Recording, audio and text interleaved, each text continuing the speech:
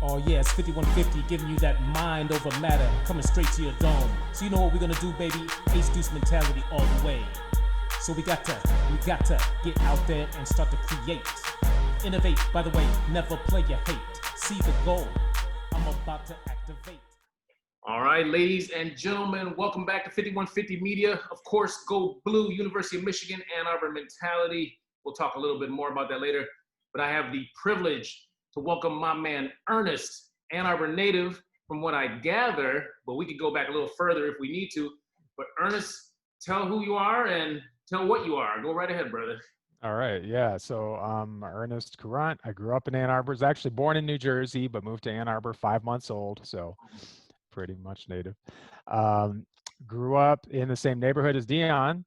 Went to the same junior high. Used to skateboard together, and then we all used to hang out. Just a bunch of cool people all through teens and 20s. Into hip hop, breakdancing, heavy metal. All kinds of fun stuff. Just had fun with it. So today, a few decades later, I live in Mexico right now for the last 2 years. Wow. I've been mostly West Coast based for the last 2 decades, living in California, Oregon, and Washington, bouncing around for work. Wow. I've got a wife and a 10-year-old daughter. We're about to move back to California because things are heating up a little here in Mexico with everything that's going on in the world, and trying to get back to a safer locale with better healthcare. Even as crazy as America is, it's still got that. Okay. And I work as a coach. I work as an executive coach, mostly with managers and senior leaders at tech companies, mostly West Coast based. So that's kind of my day job. And then I have other creative projects and work that I do that will replace that eventually. But that's been my career, a big part of my career for a while now. Very, very cool. You know, we were just talking, me and Ernest haven't seen or talked to each other since when?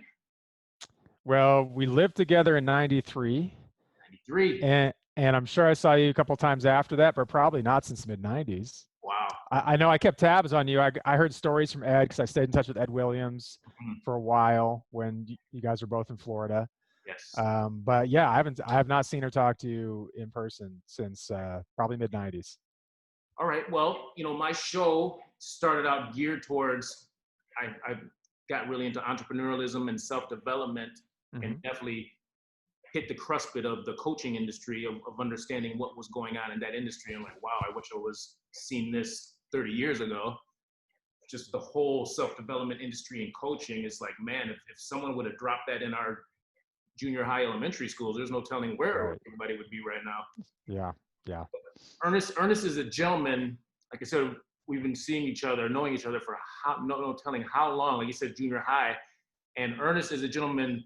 His spirit, which I never understood much about spiritualism back in the days, but I knew good vibes, good energy, negative vibes, negative energy.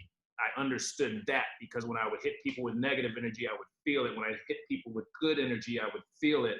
So I believe that our circle and our network system, which we're getting a little down to this Ann Arbor mentality, was surrounding ourselves with good energy people. And I think Granger really signified some of that. Granger was a house that we all did a little community living in. Yeah. But Ernest was a gentleman from the skate to the music, which I noticed, like when I think of Ernest, I think of, you know, probably because of Ed, you know, a fretless bass, you know, I think of bass, guitar, stuff like that.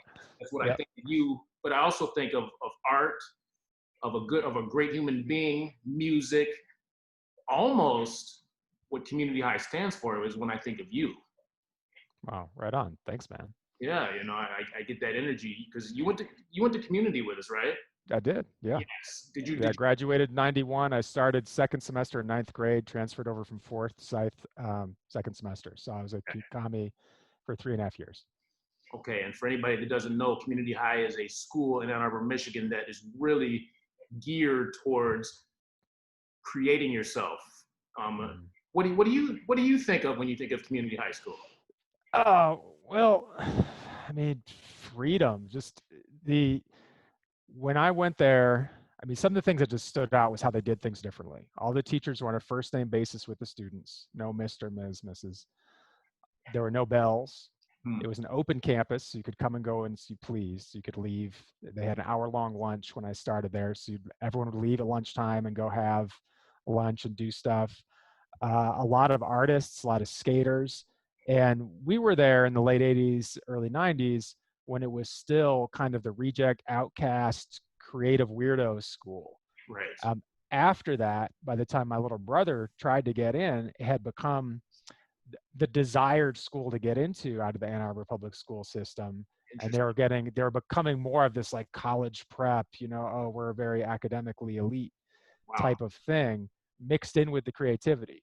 So Hmm. not the same focus exactly, but still a special place. But I mean, I don't know much about it, so I don't want to disparage what it became. Right. But when we were there, they were going out recruiting, trying to get enough people to fill the school because they had a bad reputation. Because it's like, oh, the weirdos go there. Hmm. And then 5-10 years later, it became a place that you couldn't even get into. You'd get on a wait list, and there'd be a lottery and all of that. Yes.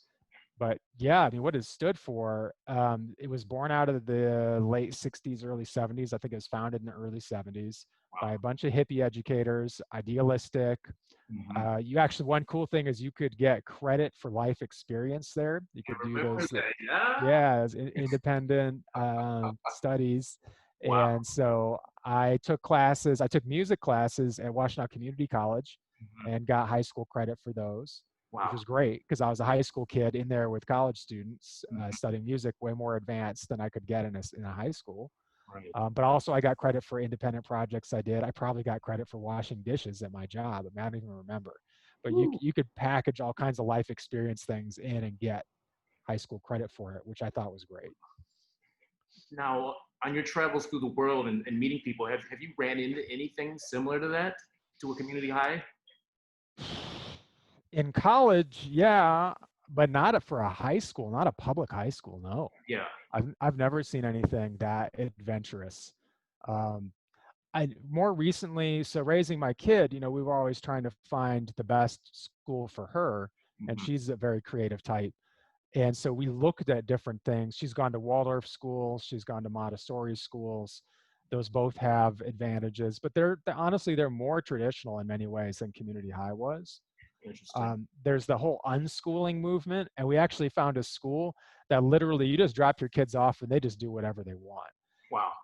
And that for elementary students to me was actually too adventurous. I was like, you know what? I think I know my kid, and I want somebody to give her a bit of structure Structure. and make sure she doesn't go 9 months without studying math once. Like that Right. wouldn't be good. So, finding that happy medium. But yeah, the college I ended up going to after a couple of tries, Prescott College in Arizona, has a similar vibe to community high. A lot Okay. of it, but that's college. You do see more of those alternative education ventures in college. I'm sure there are some for high schools, but I've never seen any. No.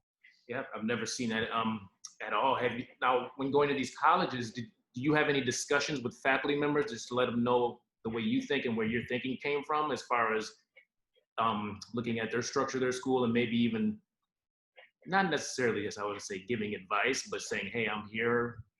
I've got some knowledge." I don't know if I want to throw it at that. I think I'm telling the school what to do. But Right. how was your conversations with some of like the faculties and stuff like that? Yeah, I don't think I got into that. The Prescott College. So my college story. I tried a few schools. Straight out of high school, I went to the new school.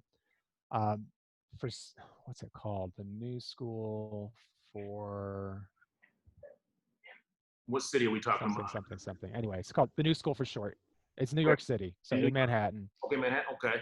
Yep. Yeah, in Manhattan. And because I'd gotten really serious about music in high school, like you mentioned, Mhm. and I was playing jazz in the high school, the community high jazz combo, which was a serious business. Yeah, That was like playing, state championship winning ball, it's but crazy. in the music world, right? So it was Wow. a really strong jazz program there. And our combo, we took silver at Music Fest in 1990, Wow. which is the biggest jazz competition for high schools in North America. So all of Canada and the United Oh, States compete. So wow. we took second place for combo. So it was it was the real deal. And we'd go out and gig. We'd play for money all the time. That's one thing I loved about how innovative it was. So we were a bunch of like 15, 16-year-old kids and we're playing weddings and corporate parties and at restaurants Wow. and making money for the jazz program. And so that actually, it's how we bought amps and instruments for the program. We traveled to Russia in my junior year. I did a cultural exchange program for a week in Leningrad and now St. Petersburg and Moscow, playing with Russian musicians. And that was just amazing. And we funded that through the gigging that we did. So I actually had this working musician experience before I was even out of high school. Then I went to New York really to be a musician. That was my dream. I was playing in rock and hip hop funk bands in high school. Can I stop you before you get to New Yeah, York? yeah, please do. What did it do for your brain and your mind state on doing like that Russia trip? Like what did it do for your thinking and your mental? Well, the cultural exchange piece was just huge. This is still the Soviet Union. This is 1990, right? So glasnost, perestroika is just starting to happen. But we go into Moscow in the winter. We went in January. Crazy. And everything's gray. I mean, it's gray, concrete, Soviet, communist, boom. Soldiers marching through the streets in formation. Wow. You know, I mean, serious business. No toilet paper anywhere. I mean, it was like communist Soviet Russia, no joke. Is there any prep talk you guys do before you go over there? Like, is it, I don't think so. No, I don't remember it. I don't remember anything like that. No, it's just like, hey, we're going to go to Russia and play some music. I think that was about as much prep talk as we got. Wow. And we all, you know, being teenagers in Russia, it's not hard to get alcohol. It's pretty much normal. Right. But Russians and Europeans, I think, know how to drink moderately as young people because they have a very different culture around alcohol. American high school kids, that's not our thing. So we just got hammered. Just straight drinking straight Stolichnaya vodka left and right. So just drunk off our asses every night. And then playing music all day with these Russian musicians. And we had a blast. It was really a hell of an experience. Amazing. Because, you know, the only contact that I think we had in Russia back then was like the movie White Knights. Right. Yeah. That was all. That flashed through my head. So I got drunk on the flight. So as soon as we're over international waters, the drinking age had disappeared. So we're all sitting in the back of the plane, getting drunk, 16, 17 years old. And I woke up hungover as we're descending over Moscow.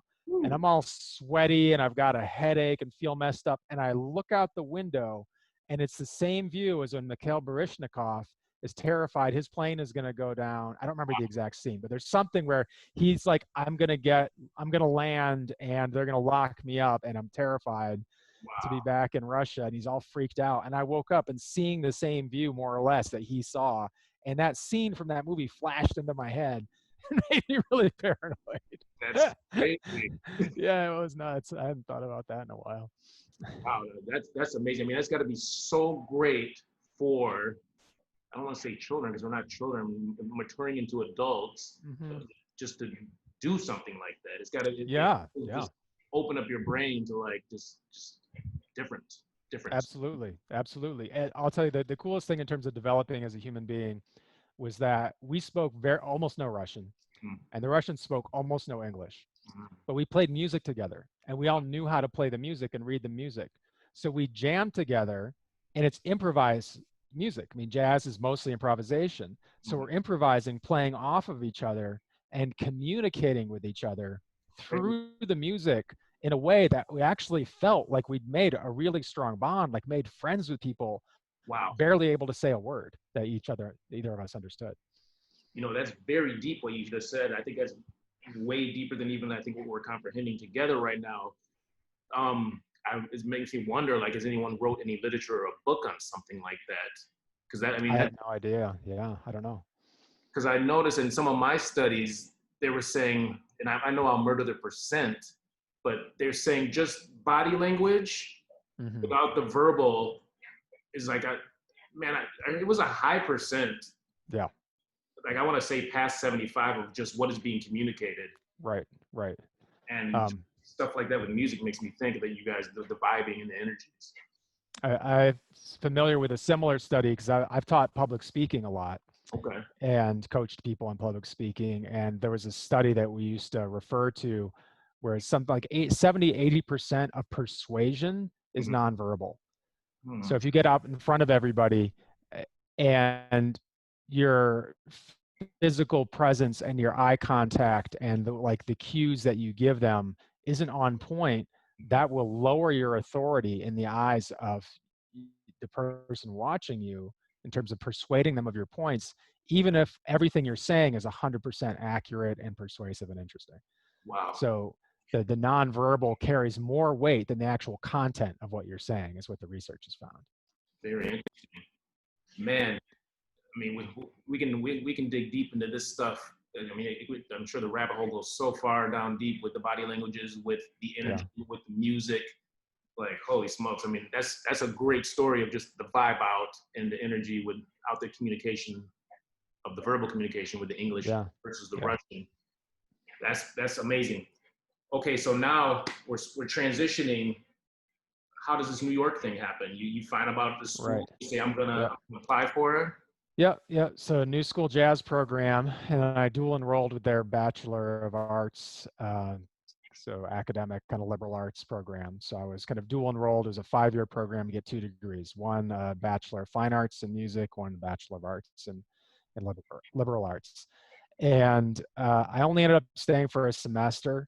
What I really found was that I had a love of and attachment to the natural world that was so intense. Growing up in Ann Arbor, I mean, it's tree town. That's what it's called. There's trees everywhere. There's rolling hills. You know, you get outside all the time. And so I moved right into the heart of New York City. Concrete everywhere. Yeah. Not much. I mean, there's 8 of us in a 4-bedroom apartment, and everybody's packed pretty tight. Everywhere I went, you know, there were like no real open spaces. You go into parks, but they're full of people and they're pretty defined. Right? It's just paths and benches and whatnot, and not a lot of like room to roam free unless you go up to Central Park, which was kind of far from my place. So I found that I wasn't happy living in New York, so I ended up leaving. But the cool part, the music part, was amazing. So this new school jazz program is just top flight jazz players, and and the students were spectacular. And I actually I'll tell you my favorite New York story. This is like the best thing that happened to me while I was there. So I'm playing in school, you know, practicing all the time and doing everything college students do, of course.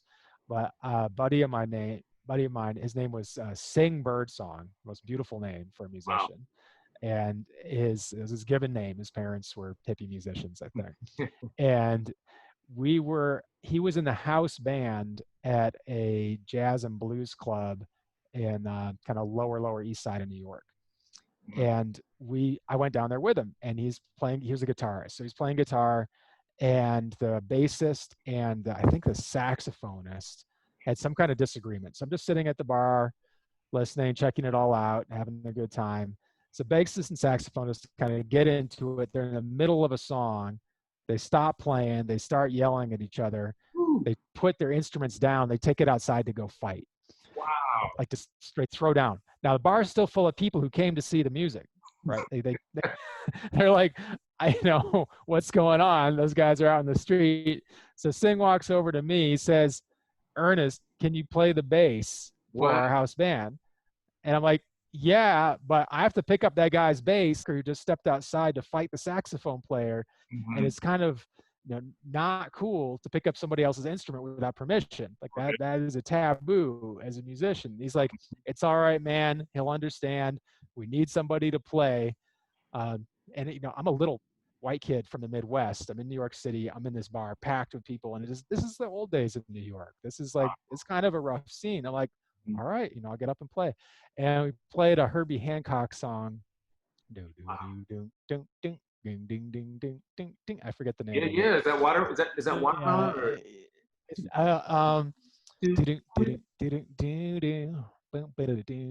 Yep. It's been sampled by us. Hip hop a lot. Yeah. It's a really well used bass line. So I knew the bass line. I loved the song. So I got in there. I played, and while I'm playing, like halfway through the song, the bassist and the saxophonist had kind of settled their differences outside. They both came back in. And then the bassist is just staring at me while I'm playing his bass. I'm like, how is this going to go down when this song ends? I'm like, Lord. anyway, he's like, yeah, it was all right, man. It was all right. So out of that, I got offered a bunch of gigs. So people saw me play. They're like, this kid is good. So I got offered all these blues gigs. I was super honored. And unfortunately, I ended up moving back to Michigan because New York wasn't my thing. But I at least had that little flash of what it's like to be a musician in the city. Wow. And kind of starting to make it, which was a cool experience. And what year did you say that was? That's 91. Man, can you imagine we had all this smartphone technology and cameras and all that stuff? Right. Yeah, this would all be on video. You're right. Yeah, we had nothing like that. No. Right? A video camera was something you carried on your shoulder back then. Got to open the case up. Yep. Good Lord. Well, you know, one of the reasons you're here also, we've been developing it, and we've been trying to articulate it to the world. And through music arts in Ann Arbor, we came up with this Ann Arbor mentality. Right. And you were definitely one of the people that we need to get on the podcast to get further with that. But I want to dip into, because I think, I don't even think, I know, what is your view? I'm looking at Ann Arbor. Do you think that we were ahead of the game on, like, it's something that popped into my head the other day. I asked Ed, were we ahead of the game on this whole race relations thing? Or were there other cities like us? And I know we talked about Berkeley, but I wasn't sure, because that was a whole skateboard thing for me. That's how I connected with Berkeley, was skateboarding. Right. Well, what do you think about Ann Arbor and race relations? And were we ahead of the game? I think we were. And I say that as a white person who grew up with an entirely different experience of what it was to be white around Black people. Because I grew up, I went to Wines. I grew up over by Hunt Park. So it was a pretty diverse neighborhood and school district. Probably about a third of my grade school class was Black. And as a kid, we were taught that racism had existed. Like, we were taught about the civil rights movement and slavery. And there were Black teachers at our school who were actually some of my very best teachers. Mary Johnson, my 6th grade teacher, was probably the most influential teacher I ever had. Wow. And so, but it was just normal. Like, there was no sense of difference beyond, people, we all look different, but I'm just about talking through, like, the kids' mentality, right? Like, what I was raised with. So I, like, looking back on it, the most popular, best dressed kid in my class was Black. And there was just no race-based hierarchy operating in that grade school that was visible to me. I'm not Black. I don't know what my friends experienced, right? They could have easily experienced some type of racial prejudice at that school or in those neighborhoods. I'm sure it was there. I'm sure the parents of the middle-class white kids going to that school had some race stuff going on. But it didn't show up in any visible way that I experienced or that my friends shared with me. And certainly my very closest friendships at that time were as often Black as white. And that stayed true my whole life in Ann Arbor. So, like, when we hung out, like, say, Granger House, I mean, it's like that scene was probably about half Black, half white. Some Latinos, others. Oh yeah, sorry, I'm deviating, but there was just a no, you're right on point. You're right on point. Okay. I want to say, for the listeners that don't know you, me, or the city, of course, explain this thing this conception of this thing you call Granger House. This thing I call Granger House. Granger House was a place that a group of friends, we rented. It was 1992, 93, I think. And we just rented it for a year. And it was a 4-bedroom house, technically. There were 10 people living there. 10. Dion, you lived in a walk-in closet, I think, off of Oresti's room, right? Yes. I lived in the attic, which was one big open space. And then there was another guy, Nadir, who was actually Algerian, from North Africa. He lived in the other side of that open space. We just had 2 little nooks. We pushed our bed in. What it was, Matt Mackinnon across the hall from you, and then Jeremy King. And then go downstairs. We had Eric and Ryan Palmer sleeping on the couch, I think together, fold-out couch. They're Yes. brothers. Mhm. And then down in the basement, Ed had painted this basement storage room with, like tiny little windows on those Yes. musty ass Midwestern basements, all black and white. It looked super cool, and made that his space. And then there were other people on the couch at various times, so I kind of averaged around 10. But anyway, so mixed race group of friends. We're all into hip hop, but we're also kind of hippies. It was like hippie hip hop. Yes. Uh, Now, people like blasting. you can touch on that with this multicultural thing Right. we built, but we built it from our surroundings of something we Yeah. wanted to see. So we built it. But this is a very interesting time in music. Yeah. So, Very. so we're having discussions, we're having meetings, we're living life. What do you see coming at you with music right at in this time era? Music at that time, that was early 90s. So we're coming out of, all of us were heavily influenced by very Afrocentric hip hop, very social justice oriented hip hop. So Yes. BDP, Public Enemy, X-Clan, Yes. also just very real street poetry hip hop, EPMD, Eric B. and Rakim. But then you had white hip hop artists that aren't that popular, like Third Base. Yes. And so you have this whole mix. When in 1992, 93, we had the Goats come out. We had Rage Against the Machine. So Goats is a multicultural, very extremely political hip hop group that a bunch of us actually, when we were living at Granger's, went and saw them in Detroit, and other things went down that night as well. And then there was also like West Coast gangster rap was popping off, but that wasn't as big an influence in our household. Like we listened to Snoop and Dre and all that. We'd all listened to NWA years before. And so that was there. And like the rhymes and the beats were dope, but the message in terms of what we were living in that household was more of the progressive, political, conscious rap. And then mixed in with that, you had some people were like into Fish or the Grateful Dead, and these white jam bands that were all about consciousness expansion and just living in the moment and spirituality. And so that was an influence as well. That's all coming together. So we would hang out. We went to a rainbow gathering that summer too. Remember that? I remember hearing that was a group of us. I think that was that was me, Ed, Orestes, and Mark. What's Mark's last name? Watson. Yep, Mark Watson. Thank you. Yep, that's the one. And so, and we drove through. This was in Alabama. I think it was one in Alabama and one in Kentucky. Wow. And so we drove through the deep South, like a Jewish kid, like French, Cherokee mix. Ed, Mark Watson.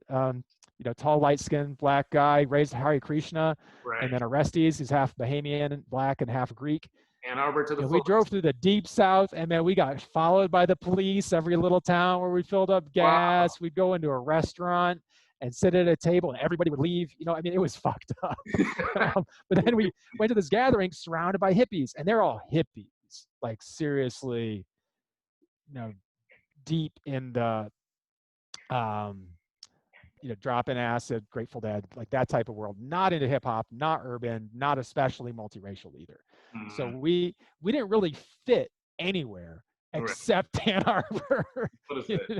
We didn't fit in with the hippies. We didn't fit in the deep South, that's for sure. We didn't really fit into Detroit when we went out to Detroit, because that was more kind of a segregated mentality. But we fit in with each other. And it was completely natural and obvious for us, I think. Wow. That we would all be hanging out and be close friends. Right. It's just amazing. That's why I asked you, was Ann Arbor ahead of everybody on this? Because I remember in the 80s, and then we have the 90s. And for me, it was just like, we were just vibing off, are you cool or are you not? Right, absolutely. Are you a cool person, are you not? And it's one thing that after watching some of your work, and I want to figure out what you're into, I don't know, I'm getting this feeling, like I put out a video the other day on Facebook, and I'm like, I'm not going for this black versus white that people are trying to push. No, I wasn't raised like that. And so I put out a sentence the other day, and I'm like, if we can't, we got to take it back to the basics. Judge a man on his character, Yeah, I not saw on that. his color. Yep. Now, this is basics 101. Yep. We can't deal with the low level. There's no way we can deal. I mean, I don't see how we're going to deal with these elevated issues if Yep. we can't deal with the basics. Yep. And that was something that I felt in Ann Arbor, where my mom or our community instilled it, and even professors, people I saw walking around when we would have talks. It was really about judging a person on their character, Yes. which is why I believe our clique/crews were so multicultural. Yep. I always tell everybody, you are invited into the crew. And like Matt Compton, the last podcast we had with him, he's like, we didn't have a pamphlet, a book, or directions, but Right. Right. No. we welcome you with open arms, but we do have rules, morals, and ethics and standards. Yeah. If you break those, we'll have a sit down. Like Matt said, we might have to rough you up a little, but we would sit you down and say, this is what's expected.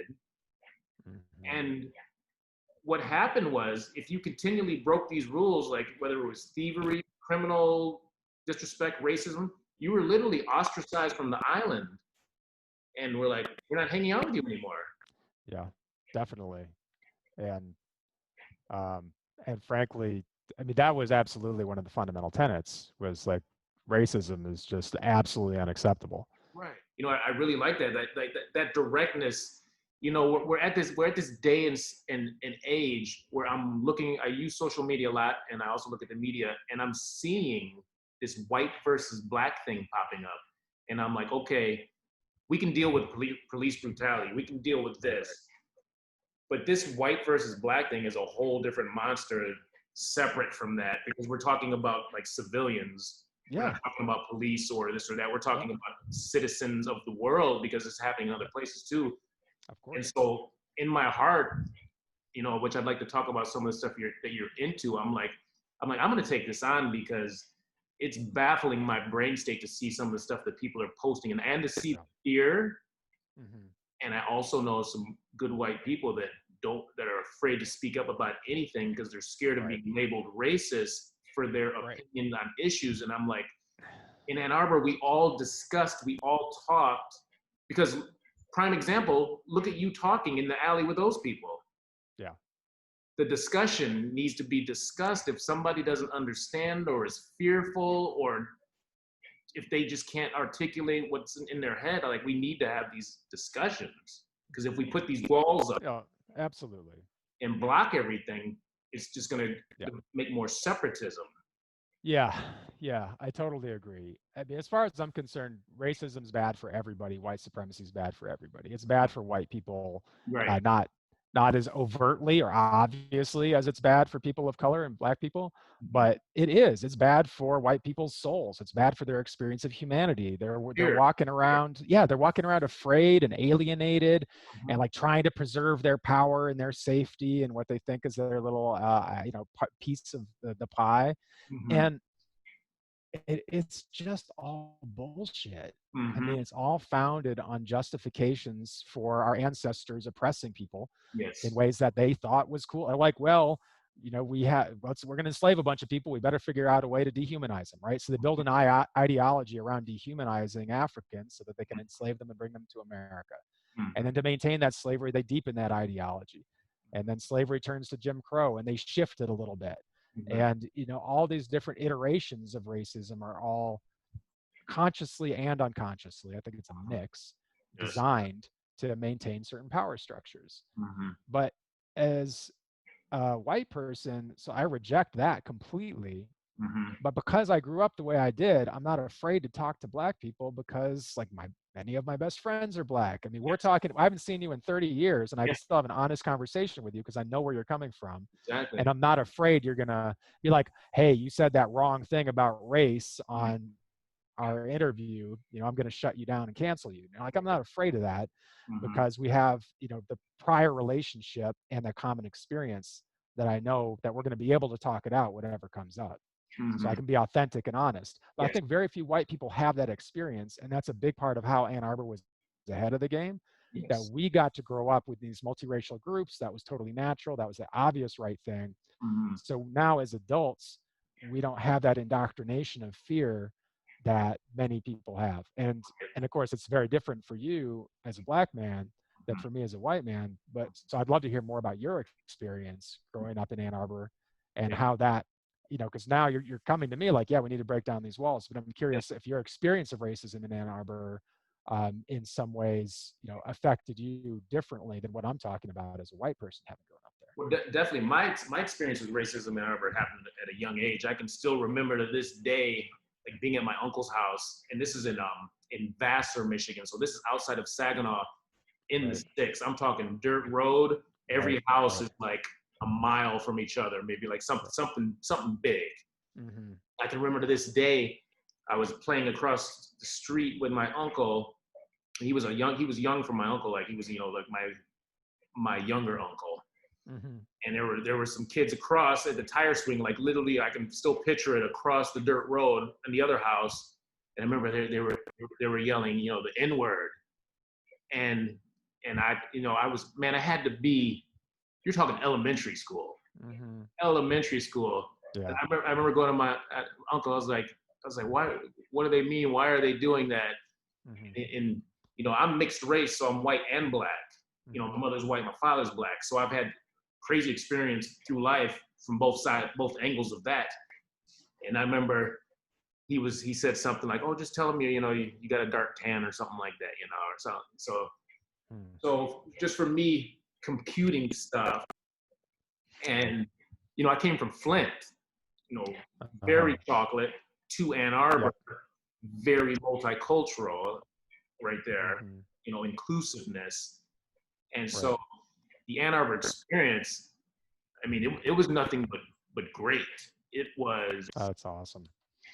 I can remember people's parents, white and black, like you said, like, no, we're not standing for that. No, we're not allowing that to happen. Yeah. No, this is not how our city's being ran. Like literally, I can remember people's parents putting their foot down. Like, no, not here. It's not going down. And I believe that type of mentality, people need to get their shoulder. I don't care if you're white or black. If you see injustice, you have to speak for right or wrong. Yeah. And you can't. For me, but I see it. You can't be afraid of tripping over your words, but I see it. I see that. I can understand some white people's perspective of, I don't want to get involved in that, because if I do say the wrong thing on accident, I could get sliced and diced. So they're kind of like easing off of certain subjects. Yep. And I don't think Ann Arbor was ever about easing off of certain subjects. No. Yeah. I agree. So I think that's where we're at. And I'm trying to understand a little more of what are you into, because when I see your Facebook stuff, are you doing any philanthropy work? Like, where is your energy going towards right now? So my energy right now is going towards building a business that's personal development and self-help oriented, where I'll be designing online courses. I'll be continuing to coach, be writing a book next year that is all about leading a successful life that has depth and meaning through developing your character. So you talked about people standing up and squaring their shoulders against injustice. So my research, I just finished a PhD in philosophy. So that's a lot of what I'm drawing on with this work. Cool. And is on virtue ethics. And virtue ethics is all about what's a good life. A good life is where you live according to the virtues. Justice being the most important virtue. You have to construct a just society and act in a just way if you're going to be happy, right? Because as soon as you defy that kind of innate law of humanity, that our best state is living in a just society and conducting ourselves to make that happen, then it's actually not only harming the people that you're being unjust to, it's harming yourself. That's our nature as human beings. So I deeply believe that. I think that is spot on. So a lot of my work has been kind of Trojan horsing virtue and spirituality and ethics into the business world through coaching and focusing on performance and outcomes and career attainment. But on the meantime, I'm teaching people ethics and meditation and mindfulness and other ways to be a better human being. Mhm. So I talk to a lot of managers. I talk to people who, who are responsible for the careers of, maybe 800 or 1,000 people reporting up to them at a company, right? Mhm. So their leadership has a big impact. So that's kind of my angle for how facilitating social change Mhm. is mostly in the business world up until now, although not entirely. I've done activist work. I've been a social worker. I kind of came up through Mhm. those paths, but then then it evolved into this. Mhm. So what I'm trying to do is broaden that work. So this is going to be not just focused on business, but for anybody who wants to do these programs that I'm designing, and then building from there into more of having a platform for advocacy, for creating a world that lives by those underpinning of virtue and ethics and good character, and Mhm. advocating for the causes I believe in, like, for example, being anti-racist Mhm. is a complete, it's just like you said, it's just the basics. Like, Right. don't be racist. That's stupid. It's ignorant, right? Ground, So since we're ground, living in this conditioning, yeah, it's ground level. It's ground level. For people today, it's so often it's not ground level. Like, they don't even know how to conduct themselves right. in a mixed race group. They don't even know what to say. They Right. don't even know how to act. I mean, Mm. you've got all these, these Karen stories, right, where these white women are just all up in black people's business and calling the police on them for, a birder in Central Park, or Mhm. somebody sitting on a bench. I don't remember what city that was in. I mean, just nonsense, because Mhm. they're so stressed out and fearful and wrapped up and conscious of it and willing to exploit it. I mean, come on, get over yourself, be a decent human being. So my work is focusing, instead of being the overt activist, anti-racist work, which I have been involved in, believe in, and will continue to do. It's more focused on just that basic: be a good human being. Okay. Included with being a good human being is, don't be racist, don't be misogynistic, Mhm. don't use your power to oppress others. That's just part of being a good human being, no matter where you come from or who you live with. Mhm. That's the basics. Work on that, and you're not going to be happy and be fulfilled unless you do that. Wow. That's amazing. For some reason, I don't even guess it. We were brought together for, I think the spirits, we were brought together. So they're like, reach out to Ernest, you know what I mean? Like, because I know your mindset, I know where you come from, I know your basis, so I don't have to question your motives. I don't Okay. have to Yeah. question it, because I know that I know where your base comes from. I know the base, the solid structure, which is this thing we've been talking about, ARBOR mentality, which is ethics, which is morals, which is Mm-hmm. stuff they taught me at Eberwhite, and before that, Burns Park, of just being a good human being. Yeah. This the basics right there. Like, The basics. you know what I mean? So this is where we're at. Me watching all the basics not even being followed, and when you see people type stuff on social media and you see stuff, I pick up on things, whether it's fear, confusion, and I'm not allowing this black versus white thing happen on my watch. Like, so I felt like I was like, all right. I grabbed the phone yesterday and I did my little Facebook Live, and I just let them have it. I'm like, I gave them the A-square mentality, our mental, judge a man by his character, not his color. I put it out there, and I'm like, I'm not gonna say that there's no police brutality, this and that. I was like, we'll discuss, whether you guys want to discuss. I got people that want to discuss reparations. I got people that want to discuss Mm-hmm. police brutality. I'm like, those are discussions we can have. Right now, this discussion is this black versus white issue. I'm tackling that right now, Mm-hmm. because I'm not gonna allow it in my circles to happen. And if I see it, it's almost like cutting off like the head of a snake. Like, I have to stop it. Like, no, like this, I'm gonna be 50 years old soon. Like, I was like, I've been dealing with this stuff, race relations, since the early 80s. Like what part did you guys miss? And so, Right. I put that out to the internet. Didn't know what type of response I would get. And I think as a black man, I'm able to say stuff maybe a little more roughly, Right. possibly get away with Yep. it. Yep. Which is it really fair? Is it fair? But it is what it is. It is what it is. I mean, I'm fine with it, with all the injustices weighted against black people in this world. I'm fine if I, as a white person, have to be a little more careful with my words. Okay. I mean, as like the advantages I have are so huge, I'll just use some of that advantage, take some extra time, and be a little more careful with my words. I mean, that doesn't bother me. It's just a moment in time. So I put it out there, and I didn't expect much of it, but like I saw today, there was like 300-400 views, and I'm like, holy smokes, because it was public. Nice. Good. And I had some people from different states, because it was public, just chiming in. They're like, thank you. Like, wow, like, thank you so That's much. great. And I was looking at them when I was like, all right.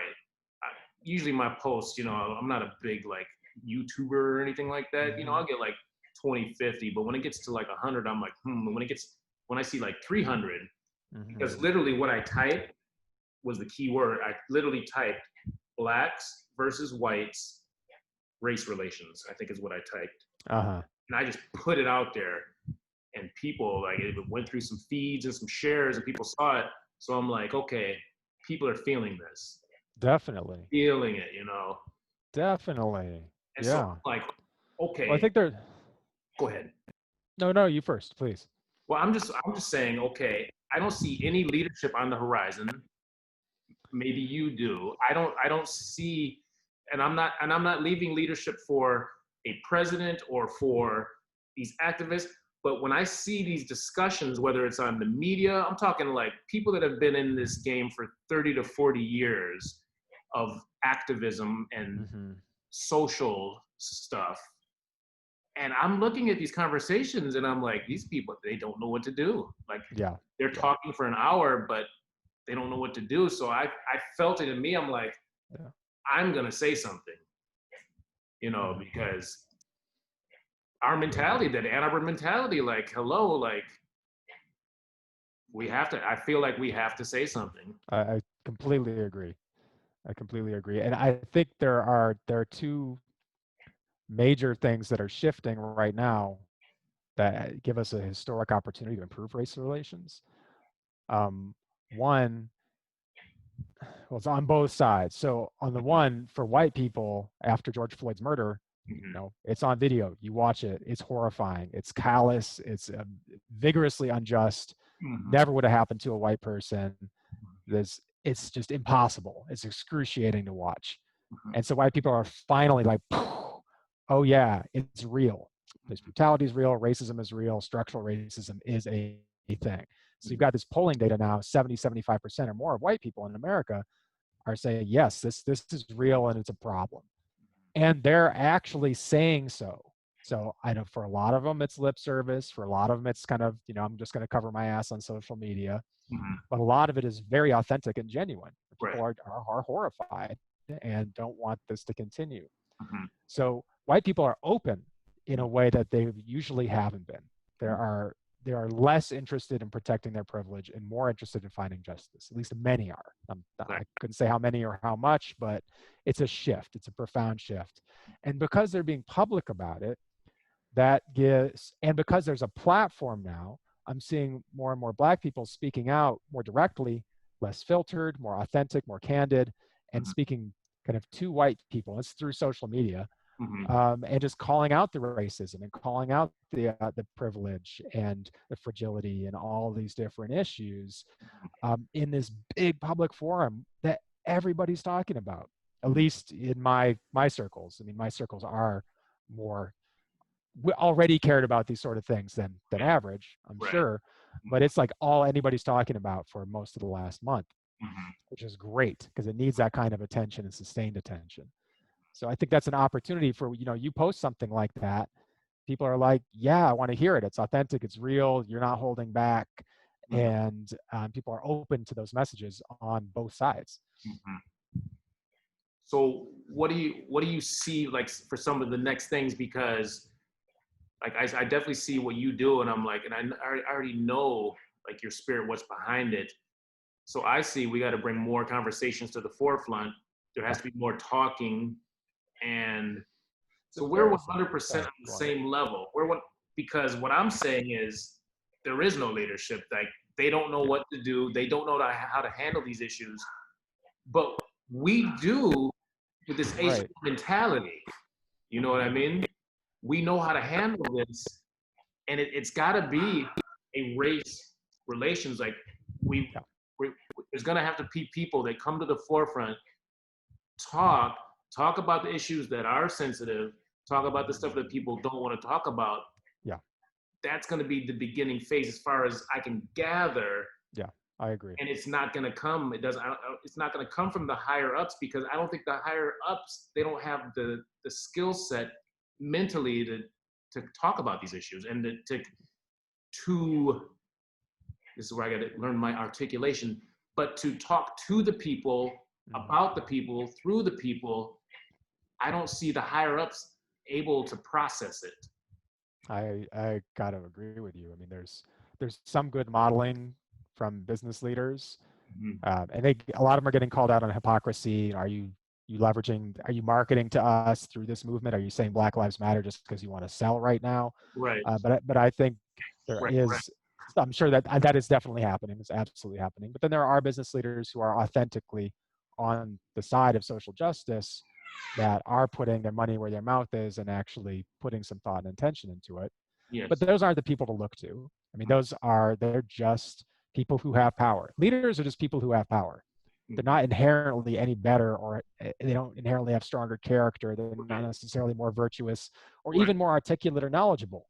They just have power. So right now, hey. My apologies. Deep freezer, stocking up on meats, and all this craziness going on in my house. Yeah, well, that's important. You got to stay stocked up on food these days. That's no joke. Whole nother subject. Yeah. So, like we were saying, I believe it's going to have to be we the people that are going to have to step up in leadership in this. Absolutely. I don't see any way around it. If we leave it up to them, we're going to destroy this place. And I think that's kind of always true. I think when you have decent leaders, like when Obama was president, a lot of people relaxed a bit. We're like, okay, we're done with Bush. We can just kind of chill. We've got a rational, sane person kind of running things. And he had his problems and he made his mistakes and so on. But a lot of people are just like, okay, I don't have to be as active. And I think that's never fully true. I think we always have to be building the world we want to live in, that we have to be speaking out for what we believe in, creating culture on a community level, on a family, on a local level. And that's just part of being human. And if we give up that responsibility and power and agency to our leaders, then when a bad leader comes along, we're like, what do we do? What do we do? Right. And so I think that's a lot of what's happened in America recently. See, I think we have so much to give to this earth, and especially if we get, I don't want to just say like-minded people, because it's always good to be challenged to your thoughts, as a human, just to be challenged mentally. Like, it's good. But like I said, 80s and 90s, it seems like we already dealt with this so much that I feel it is our responsibility, it is our time to come to the forefront and say, if no one really knows how to discuss race relationships, then I think it's going to be up to us. It's going to be us to get the conversations going. I don't want to say like lead the country, but I mean, lead the country if we have to. Yeah. Or the world. Right. No, I think it's everybody. I mean, it's everybody in their circles, the people that they know. I mean, ideas don't usually change. I mean, especially now, everything is so people watch a news source that just confirms what they already believe, right? There's not a lot of public debate. People are in their little silos. Right there, so as working on a community level, working with our own networks through social media and otherwise, like that's how change happens, because you just meet people or hear people that seem compelling and interesting to you, or it's a friend of a friend, or your friend turned you on to it, and you're like, oh yeah, I'm going to listen to Dion's podcast because my friend said it was good, and then it kind of blows their mind, right? I mean, that's so much of how change happens. It's not just the pundits and the political leaders and the business leaders and folks talking down. Those folks have lost almost all their credibility at this point. Now, people aren't really paying them any attention unless they already like what they have to say. So yeah, it's definitely up to us. And by us, I mean everybody. I mean, so, but certainly people like you and I that can have an honest conversation about race in a public forum, without it being a problem for either of us. Okay, so what I want to do is I definitely want to assist you in any way I can, because I definitely like the energy, the vibe you're going. So whatever you build, develop, I'll definitely help. If you need any marketing, help building, Thank you. anything, just push out to the public. Great. And me on my side, I'm trying to figure out what to do next, because I know I woke up today and after seeing like 300-400 views of that video, I'm like, I know people are hurting. I know people are hurting. All races, all ethnicities, all cultures. And we have to do something, because this mentality, this Ann Arbor mentality, like Granger, these societies that we built or that we participated in, they were organic, but with a place also like a Granger, we built it. Like it was a thought. We said, let's do this. And we didn't have a plan book or this or that, but we did have morals and ethics, and we built it. And that's what I see in society, is we need to be and build the society we want to see. Yeah. Yeah, I 100% agree.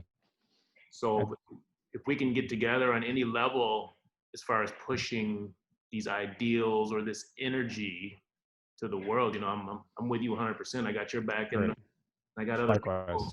Yeah, like I got other people. Yeah, absolutely. That I see, like I like what he's doing, I like what she's doing. Like I'll back that. Great.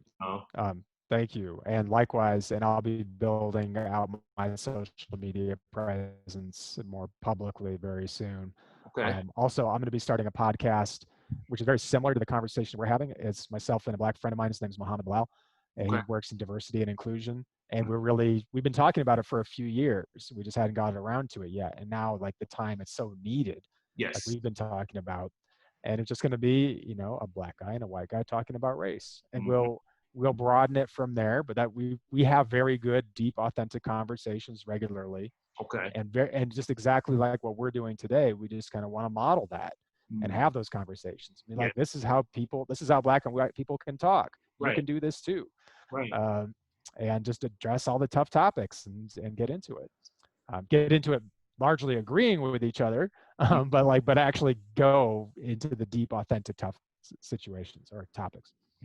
Definitely, you make me think, like, even from like an Ann Arbor perspective, I need to be challenged. My thoughts need to be challenged. Some people don't believe in that, but I've come to the point where I do need to be challenged. My thoughts and ideas, they do need to be challenged, because what if they aren't 100% right? What if there's a wall I'm running into, And so I think the humans, we need to be challenged, and we're going to have to lower our being so offended.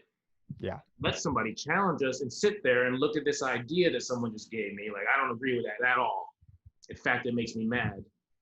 But put it up there on the shelf and just look at it, and look at it again, and maybe do a little research on that idea. And then you might find out, well, maybe it's not as bad as I thought it was, Right. I totally agree with you. Or maybe I should definitely keep that steel wall. That idea is bad. Yeah, there's, I think that there are some things where I think you can just draw a line. You're like, okay, if your idea is trying to harm other people or saying that one group of people is better than another group, you're just wrong. We're not going to entertain that. I'll talk to you. We'll see where we can go with this to try to win you over. But you're wrong, right? But on things like policies and laws and defunding the police department and versus police reform and how to structure that, those are debates, right? Those are things where nobody actually knows the best answer, and we're just all trying to figure it out. Yes. So if you can align with someone where you have the same goals and you focus on that goal together, because you were asking about leadership earlier. I think one of the tenets of leadership is you define a goal collaboratively. So, like, let's say if you and I are talking about police reform and we define a certain end state that we want, right? Just a lack of oppressive violence. We don't want people murdered by police anymore without cause, or even with minor cause, they shouldn't be getting shot, et cetera, et cetera. Like we define that and we work on that and find the goal. And then we talk about how do we reach that goal and take the heatedness out of it. So let's say that, I'm saying that the police should be abolished and you're saying, no, it should be incremental reform. Let's not have that fight. let's talk about what exactly we mean, because those are just labels and names for different approaches. Mhm. What does it actually mean to get there? Let's talk details. And then let's actually do something about it. Let's talk to the police departments. Let's run for city council in our town. Let's Yes. build relationships. Yep. So we're actually making change on the ground and build a platform and broaden it out and build a movement where Yep. everybody agrees on the goal, even if they don't agree always on the strategies to get there. Right. Because when you have a common goal, that unites people in a way that will help overcome the disagreements on strategy. Mm. And I love it. I love it. You know, I'm right on point with you, and it's really, you're right there. It's we have to fully take action, and you're 100% on point. I love it. I guess let's wrap this up.